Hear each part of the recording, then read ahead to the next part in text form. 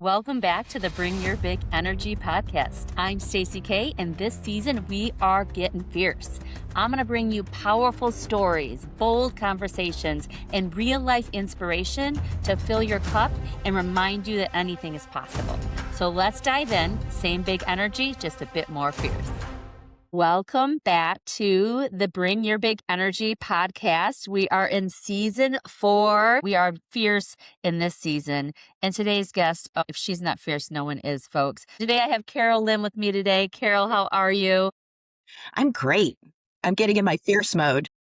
Let's go. I feel like you live in your fierce mode. So I love that. Okay, so I'm going to brag on Carol a minute. So today's guest has spent her career covering history as it's unfolded.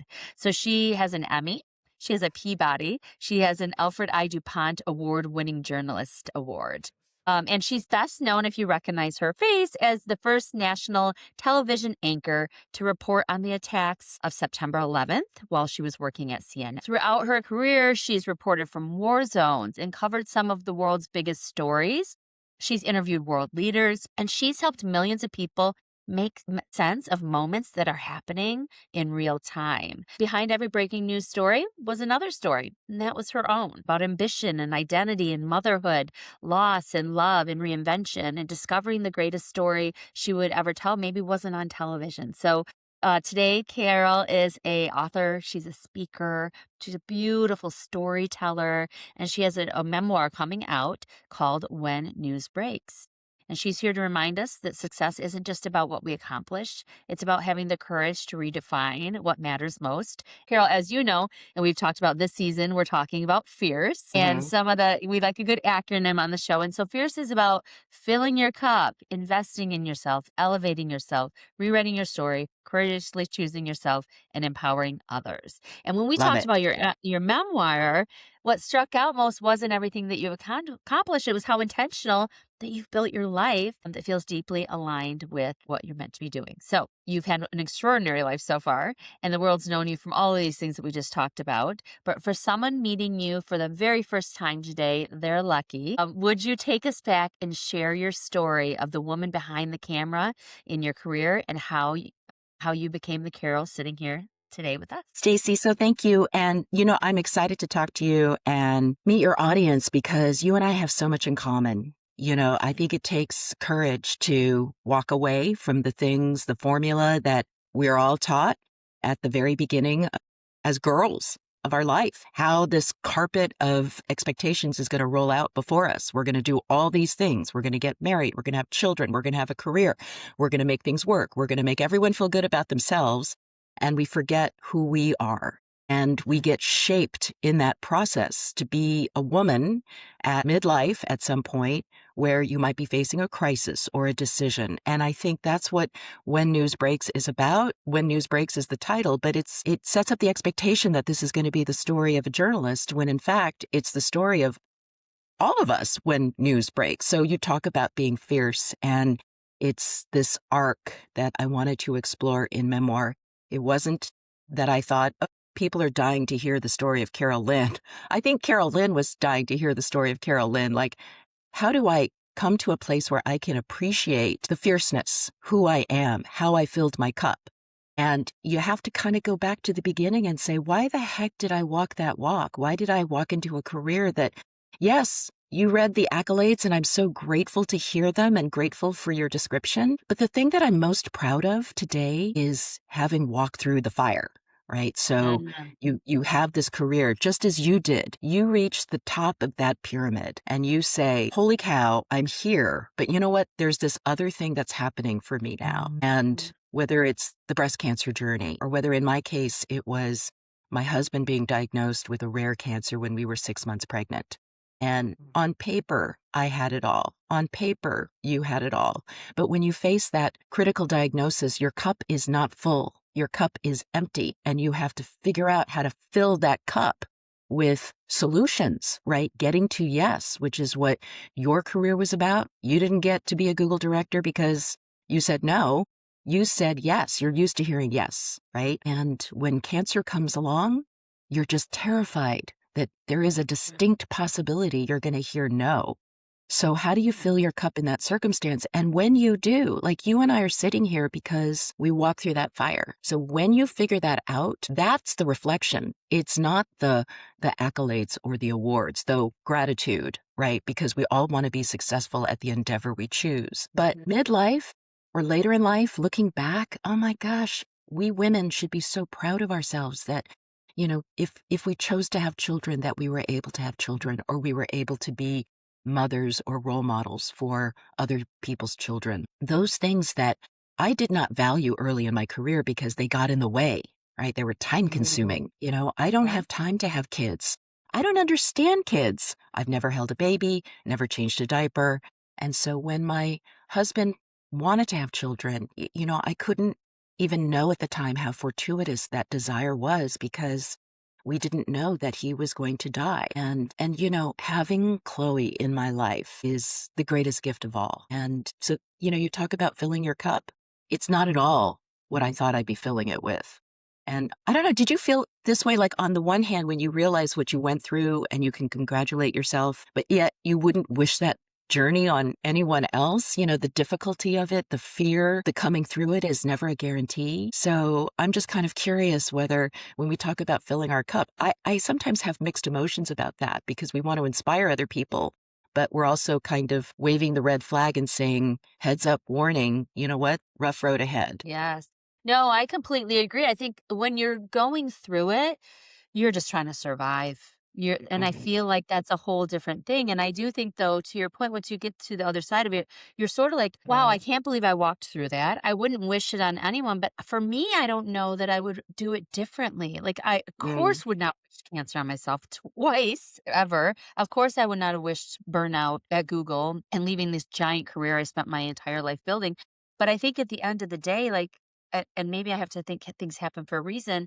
I do feel like it's made me the person I am today, and I feel like I'm so much more of a better mom. I feel like I'm a way better coach. I'm an executive coach for a living, as you know, and I just feel like it Mhm. helps me a better storyteller. It helped me be more compassionate for other people and what they're carrying, Mhm. and I kind of feel like it was written in the stars the way it had to unfold. But it makes you fierce on the other side. But there's lots of dark days. To your point with the red flag, and those days are rough. And those days you're not talking to the outside world even, and you're not even showing your face, or you're not connecting with others in a way that you know is healthy, because you're just surviving. So I think it's just the seasons for you. Processing it is the hardest and probably the smartest thing we can all do, but it's Yeah. hard work. Yeah, absolutely. And I don't think you started this show with the intention of rah rah. I think you started this Yeah. show with the intention of being real. And Yeah. so when I was choosing the title, when I was working with my publisher and choosing the title about when news breaks, we wanted to make sure it was balanced between, yes, a journalist's identity. You might come for the journalism story, but you're gonna end up with the woman's story. And I think it's all of our stories. When I write about, I write about the Middle East, but I also write about this moment in Mommy and Me where I had gone from a world of men to this world of women. And Mhm. someone who sat in the executive chair, as you did, you understand what it looks like, when you look around that room and you develop I don't know about you, but I developed a persona that fit that male dominated world. So when I had to reinvent myself as a mother, because mothering is all about networking, right? You're looking at your future kids' friends and play dates and carpools and learning about what to do in the middle of the night when the baby won't go to sleep. That's your mother network, and that is largely a women's network that I was not familiar with.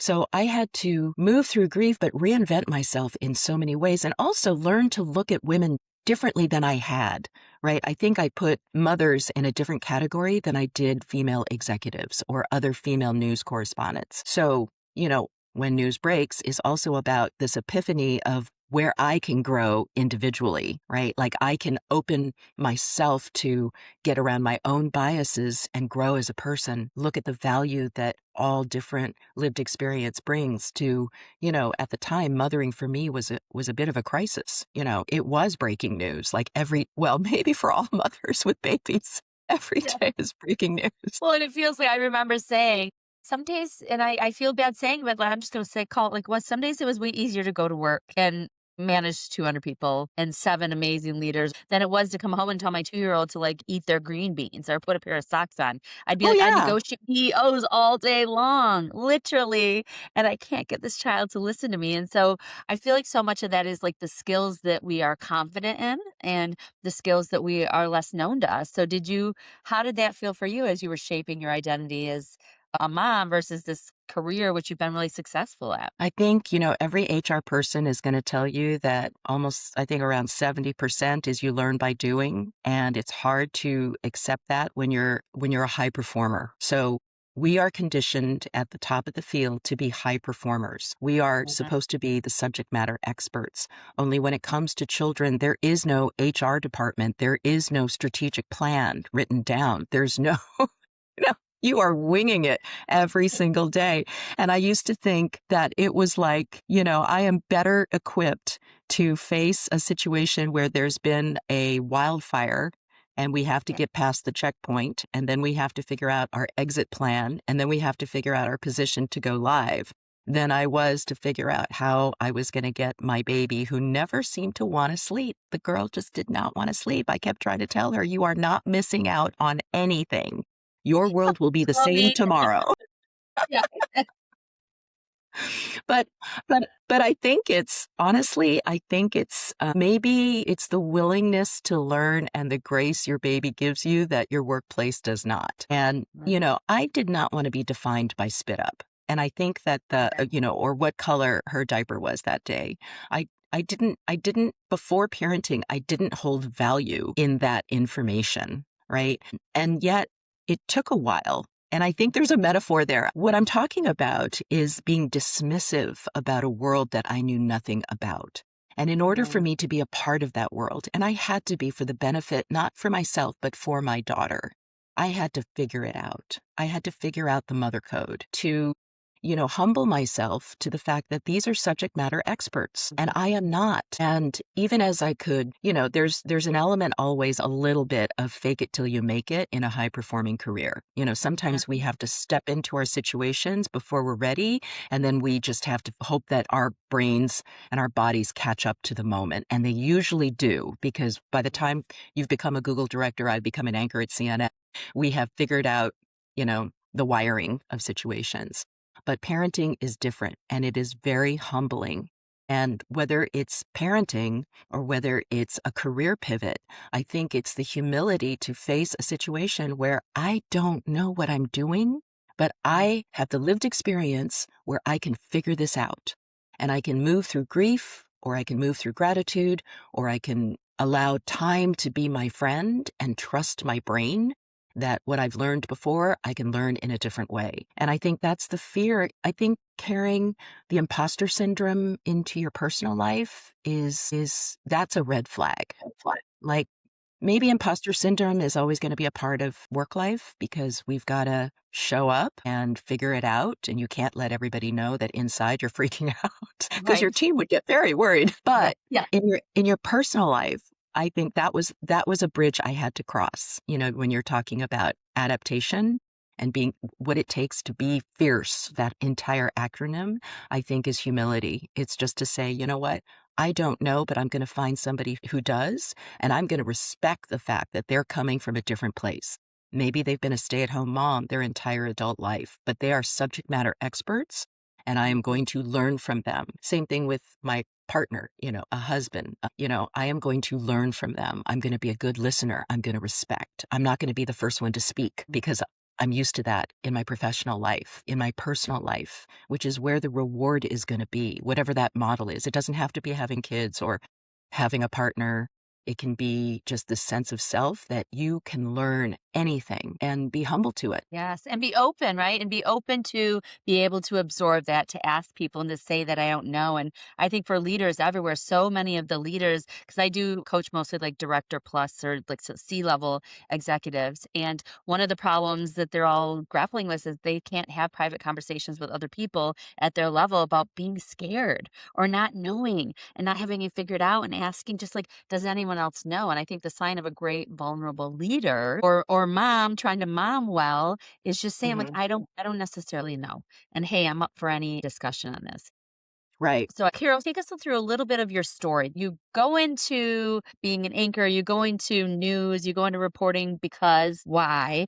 And then what does Mm. that look like as you end up exiting and why? I thought when I started this memoir that I went into news because I wanted every day to be different. But Mhm. in the process of writing When News Breaks, I discovered I was actually fulfilling my immigrant father's unfulfilled American dream. And I did not really fully realize that until I was writing. And I kept asking myself, why did I enter this career that I was largely personally unsuited for? I'm actually more of an introvert. I actually like spending time alone with my thoughts. And, I probably should have been an architect or something of that nature. But no, I went into journalism and put myself in the judgment of others. And I think my parents' immigrant experience, immigrating from China, telling me their loud American born daughter, Carol, the opinions of others will shape your destiny. And I wrote about that in the first chapter because it was such an important point to them to assimilate.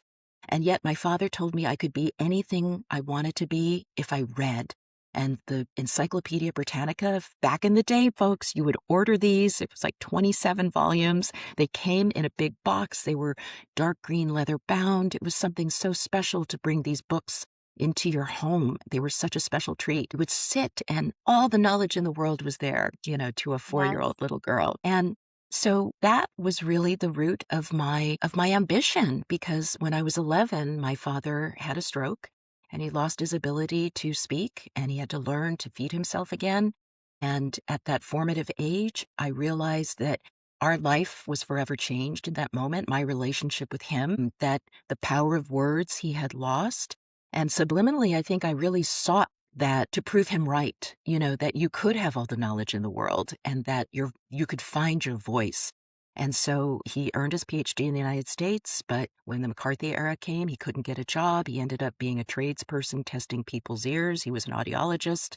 His broken dream was mine to fix. And Mm. in writing When News Breaks, to have the satisfaction of realizing that, just the reflection of it and the scenes that would come back to me, it made perfect sense. So that's how it began. And then it became this chain reaction of living in the gaze of others, first my immigrant parents and trying to prove them wrong. I didn't have to be a scientist to assimilate into American society. And then the baton passed from my dad to this older newsman who would become my husband, Will, and how he helped jumpstart my career and how he saw me as a young talent worthy of attention, worthy of, began to shape my optic around the gaze of a man. And so in chapter 1, it's very intentional that I start in the crosshairs of a Taliban fighter at the border of Afghanistan shortly after 9/11, because that becomes the metaphor of what it means to be seen throughout the book. And television becomes this metaphor of why would a woman place herself in a career where you are constantly judged. And it wasn't Mm. ego or reassurance. I know journalists who are so good at marketing themselves. I wanted to be in it just for the capital J of journalism. So it wasn't about Carol Lin becoming famous. It was largely about wanting to be seen. And, when you go on live television, Stacey, no one can interrupt you. How many of us have this experience of constantly being interrupted in the boardroom or even in Yeah. our personal lives? But you Right. know what? When you go on a live television, no one can interrupt you. And that is another metaphor that my friend Jody, who is my senior executive producer, she'd give me the big hard rap in my ear, like wrap it up, because she wants to move on in her show. And it's like, Yeah. no, I got a couple more things I want to tell you. And CNN allowed that flex. But I think that there are seeds in there in When News Breaks that I think a lot of women relate to, not being interrupted, finding yourself in the gaze of others, defining yourself until you can see your own value for who you are. And that's the arc of the book, that Will's cancer and becoming a mother and being proud of my caregiving and knowing that I could walk away from this career that was going to take me away from this child who deserved more, that I had Mhm. to walk away because the choice was to return to a life of a traveling correspondent, and that wasn't going to work for her or me, and what that takes. And, you and I are no longer an aberration. I mean, there were record numbers of professional women in 2026 and 2025 who left their C-suite jobs, not because they couldn't do the work, not because Yeah. they weren't qualified, but I think they had this epiphany, like, this job is killing me. The point being is that this idea of walking away is not failure. It can be epiphany, whether you got laid off or you made that choice, or they gave you a choice that was so untenable that it was like getting fired. They gave me a choice that they knew was not going to work for me at CNN. And I could have stayed, but I would have been clinging to the edge of a cliff, and I had to have faith in myself at age 46 that I could do this, that I could walk away and find something that would pay the bills, that would pay my soul, fill my cup. And it took a beat. But you know what? The most important lesson in that was to be able to see myself outside of the boundaries of a defined career. That Yeah. everybody said, don't, to this day, people will say, don't you miss it? And it's like, no, I do not, because I had it and it was enough.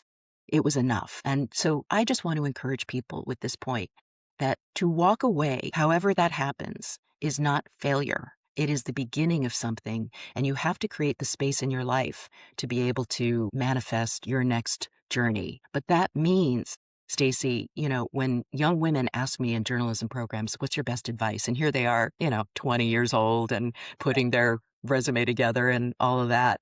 And they're shocked at the answer. My answer is be financially independent by the time you are 40, 45. Plan for Yeah. it, because at that age, you're going to want to have choices. And that is my golden piece of advice. Be financially independent. That doesn't mean wealthy. It just means that you can freelance. You have choices. You can take a year off. You can go on a pilgrimage. You can do anything you want to do at that stage in life. You can see your kids through kindergarten. That is, I think, super important for not only women today, but I think everyone, to plan for that midpoint, to have choices, not because something terrible is going to happen, but because you're going to want to have choices at that stage in life. Which is such phenomenal advice because I don't think having, to your point, if you haven't walked that, you don't even know that's a thing. And so we're all Right. like, go to college, get married, have a baby, climb the ladder. And then you get to the top of what, and I read about this in my book, Bring Your Big Energy. You get the top of Success Mountain and you're like, this is it? Like, this is it? Like, it was wonderful building and it's time to walk down the other side and to go in a different direction. It shouldn't be seen as failure. What you're saying is it's power of choice because you've made smart decisions. Big majority of my clients, Carol, are people that are Mhm. in this kind of transitionary midlife legacy career. Well, I'm at the top. Now what? What do I want to do? And that comes with being at the top, as you know, comes with a lot of not being able to do other things. Right. There was, lots of things I missed. There's the small moments where I remember driving in the car with my 16-year-old daughter one time, and she's like, "This is so weird." And I had left Google by then, and I go, "What's weird?" She's like, "You're taking me to the doctor." I go, "I always take you to the doctor." And she looks at me, Carol, and we're like driving, and she's like on her phone. She looks at me, she goes, "No, Dad takes us to the doctor." And I was Uh, like, gosh, I didn't realize that those little things that are so valuable, like the silly little doctor trip, that stuff means something. And you're giving that up when you're building a big career. So, all that to be said, there's no right or mhm, wrong answer. But people that are at that pivotal point that you and I have already gone beyond, like, mhm. what should people be thinking about to make a decision on what comes next for them in your eyes? So the things that people told me before that I said, that doesn't have anything to do with me, or that's not the stage of my life, are so relevant. Like, that old on your deathbed, right? Or when you're looking back on your life, you're not going to remember that presentation, that awesome presentation where you got an attaboy or an attagirl, even though it felt so awesome, or the promotion, or even the raise. Honestly, it's the moments that you're talking about now. And after Will died, faced with this untenable, it's just going to be me. And he was the fun one. He was the charming one. He was the one who helped us make friends. I was the German Shepherd, working away. And that's Yeah. what my poor baby was getting stuck with. The boring parent is how I thought of myself. And I asked other single women or women who were raised by single parents at CNN, so my colleagues at CNN, I knew who were raised by a single mother. What did she do right? And 100% of them said she showed up. They Yeah. remember at age 32, the dance recital, the doctor's appointment. The thing about children is they're like a long-term municipal bond. Like you really just don't get the payout for like a period of, or treasury bill, you Yeah. have to wait like 10, 15, 20 years before. But when they begin to repeat back the things that you said to them when they were little, you realize you did something right. Like you really feel that feeling like, oh my gosh, you were listening to me. I did something right. This other human I created who's now out in the world listened to me and is repeating my words back. And it's such a tiny thing, Stacey, but that's a legacy moment because your daughter is going to repeat back your words to their children someday. I guarantee you. I'm waiting on it, Carol Lin. I mean, I got 3 I know. teenagers, so we're waiting on it. Long-term municipal bond, but when it Yeah, pays out, you're just going to have this boatload of cash to reinvest exactly. somewhere else. Yeah, I do remember. I remember being like 32 and my first baby was born, and I remember saying to my mom at the time, "Wow, you were right." Like, and she was like, "I have been waiting for this girl," right? Like, so I do agree, and it is the long game, and it's different than work because work we're getting accolades, we're getting awards. The amount of effort you put in when you work, you usually can Mhm. see in a pretty tangible way. When that's not Mhm. always the case in mothering, and at least not real time.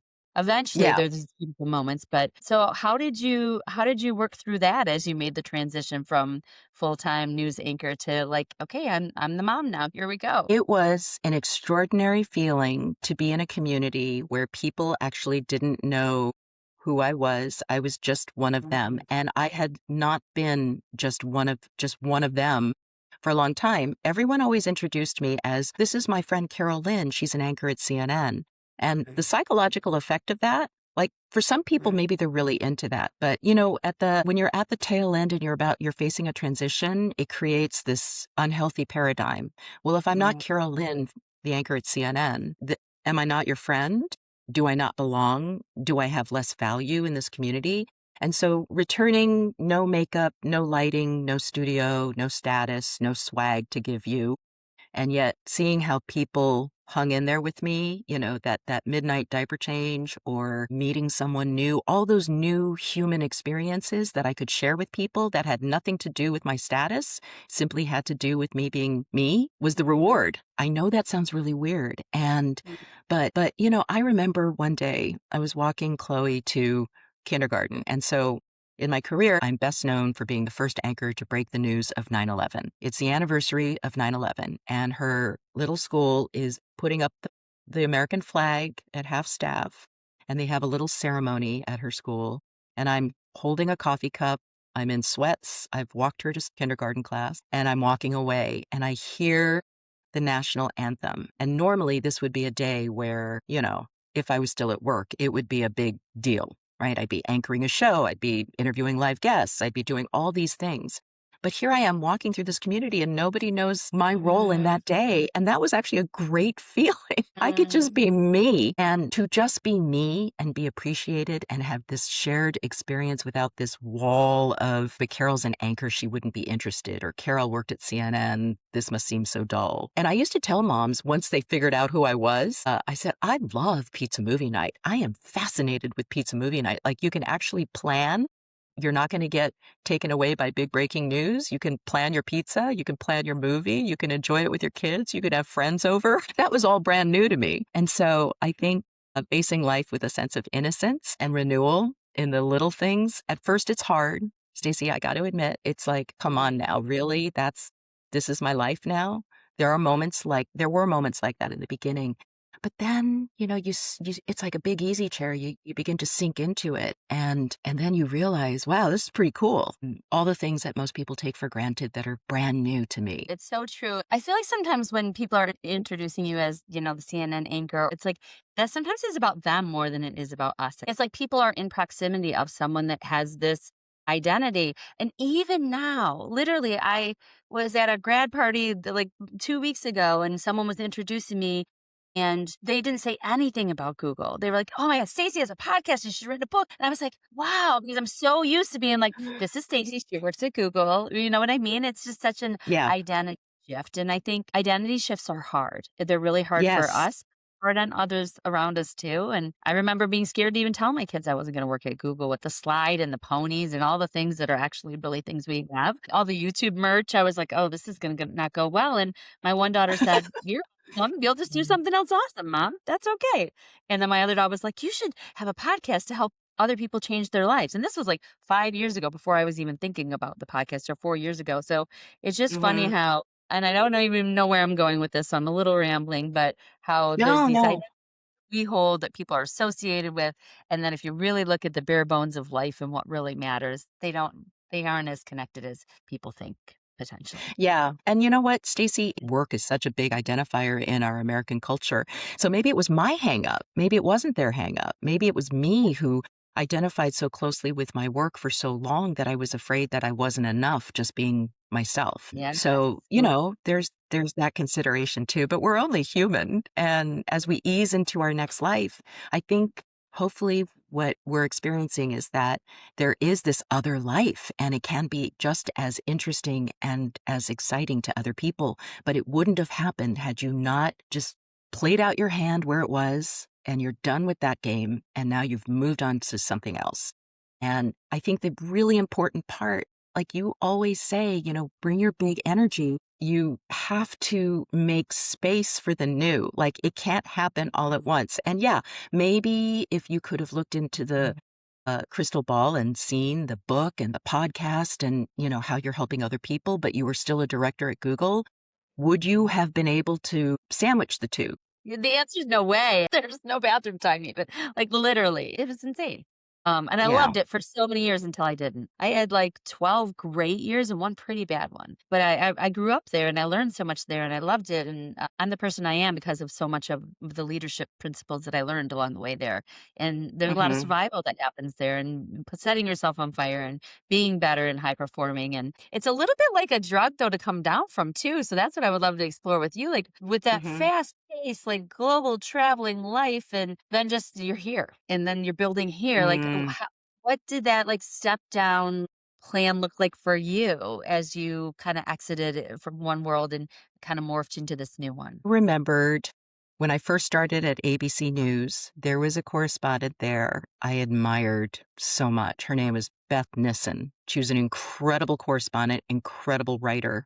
And I remember her saying, "It is not what the job pays, it's what the job costs."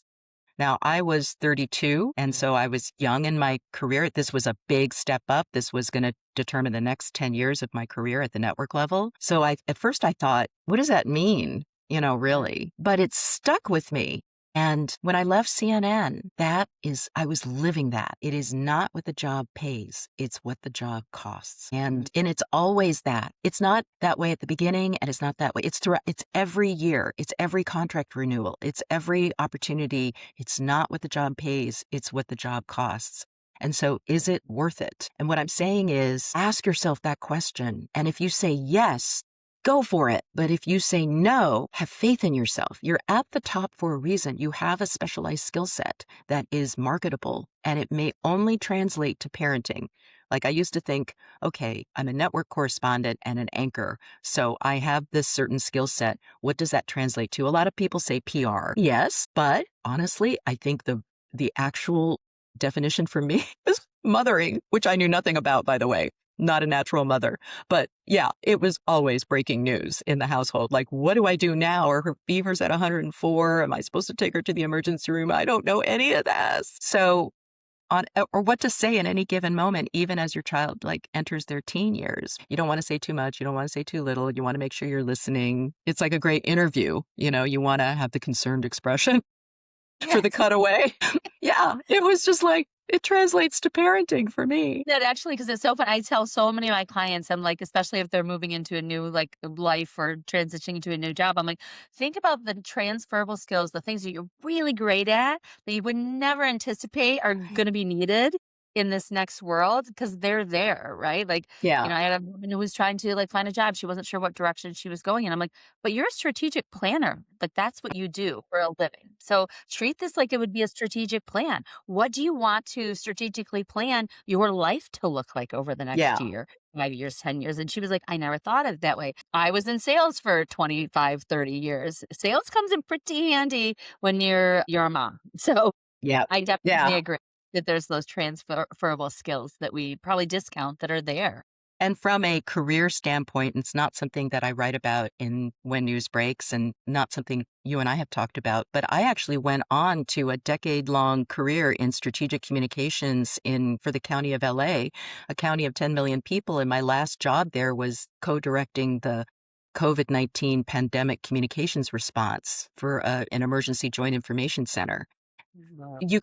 I could never have predicted that. So it wasn't PR. It was really taking these big issues that a giant county was grappling with, whether it was office deputy involved shootings or whether it was a pandemic or whether it was emerging crime trends like human trafficking or cybercrime. My skill set translated into that, and I didn't pursue it. It was an old colleague from the Asian American Journalists Association, my old life, who was a Okay. senior advisor in county government. They were facing a crisis and they said, "Who can we bring in to build out media capacity?" And he said, "I have an old colleague. I think she's teaching at USC. Let me see if she's available." And that's how I entered that life. It was a connection from my past who went on to his own pivot, who then found relevance in our relationship. So that networking piece, but I never could have predicted that. It's not like, Stacey, I was going to conferences and handing out my resume. It's the pay it forward that happens from earlier in your career, and you cannot predict how that's going to pay off in your next life. 100%. I do, my business partner and I do a whole class on personal branding and networking at the executive level Mhm, or executive MBA level as well.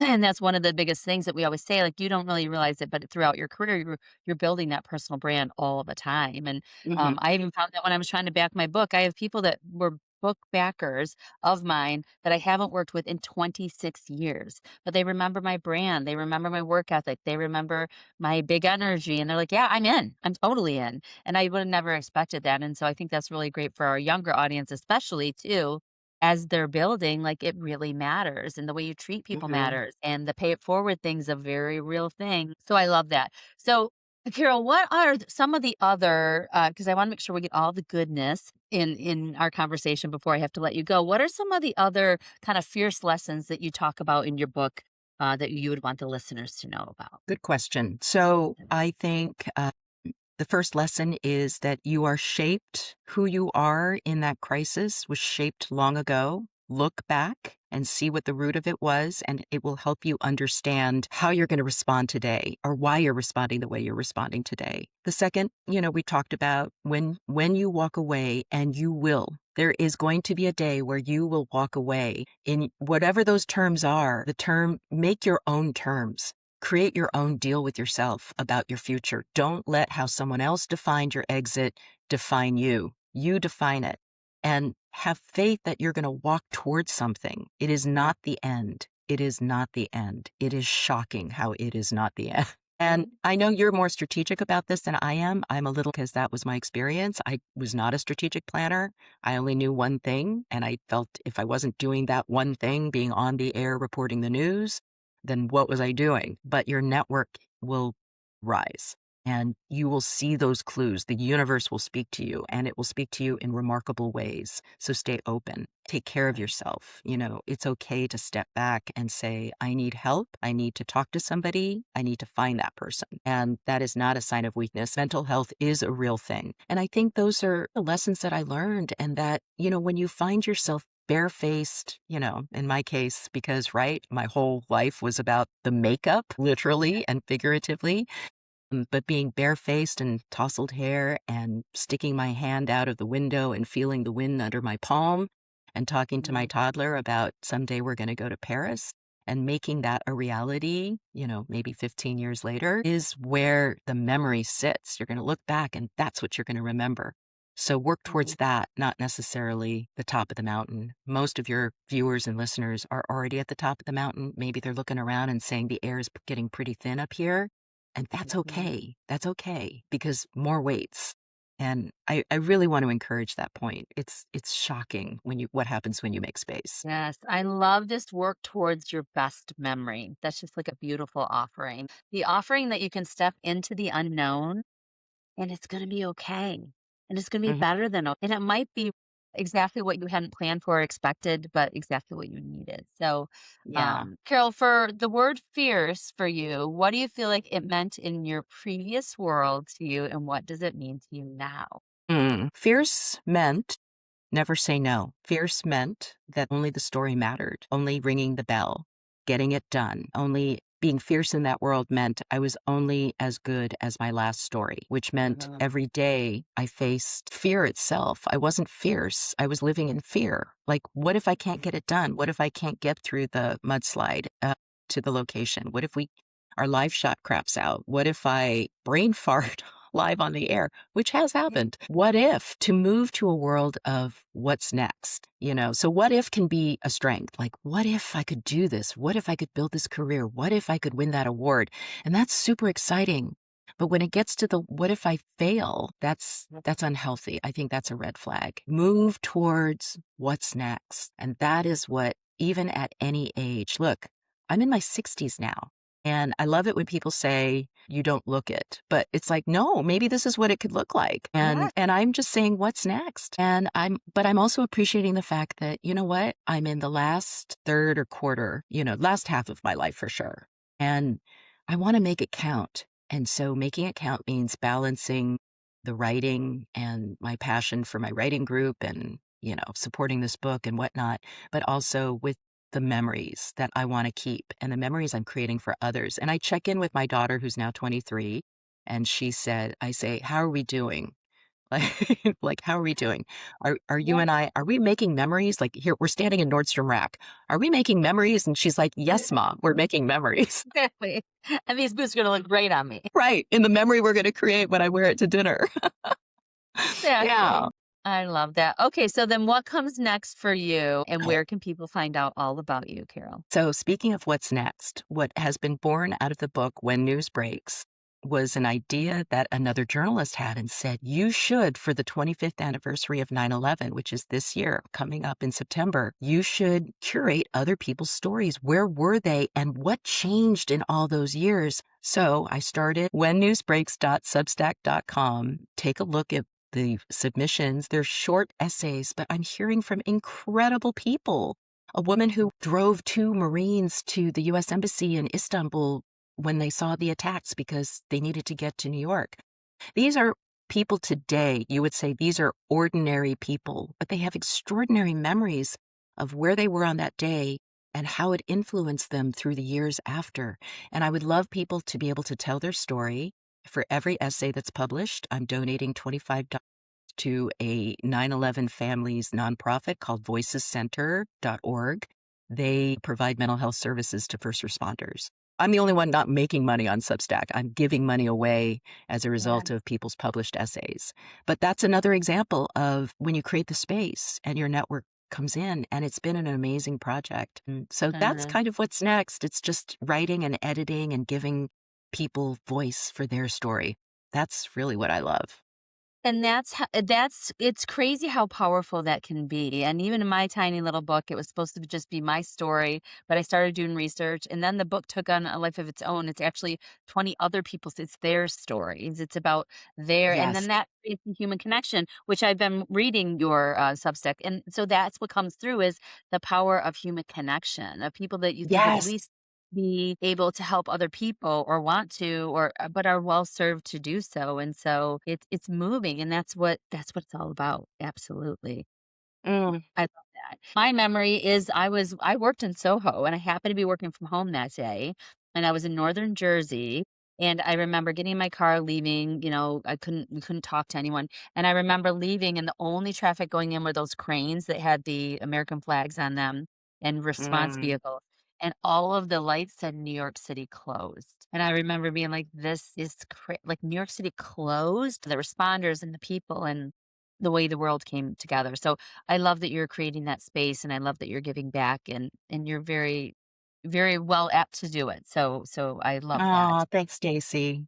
So I good. love being with you. I love the I energy do of the too. podcast and just having this conversation and connection with you. I'm so grateful. Thank you. Yes, we decided to the audience out there, we're forever friends. We decided that when We we met are. for the screening, so it's gonna happen. It's totally gonna happen. It is happening. And then last question, where and how can we get your book? It is sold everywhere. It's doing grateful. It's doing really well. It's in the top, by statistics, it's in the top 6% of memoir and debut authors. So I'm really grateful to readers. And so wherever books are sold, of course, Amazon, bookshop.org if you want to support your independent bookstore. I'm going to be at Zibby's Bookshop in Santa Monica on 9/11 with Josh Mankiewicz from NBC Dateline. He's going to be doing the author Q&A. If you guys are in LA or Southern California and you want to stop by, find me at Carol Lin now on Instagram and Facebook. And please visit whennewsbreaks.substack.com and add your 9/11 story. It raises money for charity. Thank you, thank you, thank you. And we will have our Chloe, our podcast promo person. We'll have her go ahead and put all the links in there so our listeners can go see all the things and read all the things. Thank you. You're a blessing. Stacey, you too. Fierce. You are fierce. Thank you. Cup is full. Thanks, Stacey. Thank you for joining us today on the Bring Your Big Energy podcast, the Fierce Edition. And if you like the show today, please subscribe so you make sure you don't miss an episode. Share it with someone that needs it. And make sure to leave a review so people know that you love it. Until next time, keep bringing that big, fierce energy.